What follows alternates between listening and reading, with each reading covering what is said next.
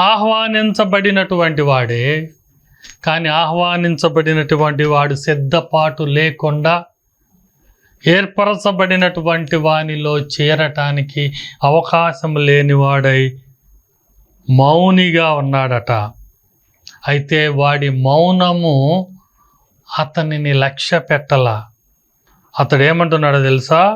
వీని కాళ్ళు చేతులు కట్టి వెలుపలి చీకటిలోనికి త్రోసి వేయుము, అక్కడ ఏడ్పును పండ్లు కొరుకుటయు ఉండునని పరిచారకులతో చెప్పాడు.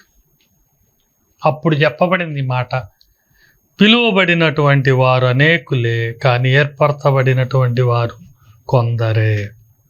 ప్రియమైన దేవుని బిడ్డలారా, ఎంత అవకాశాన్ని దేవుడిస్తే ఎంతగా దానిని మనము నెట్టివేస్తున్నామో ఈ ఉపమానాన్ని బట్టి తెలుస్తున్నది.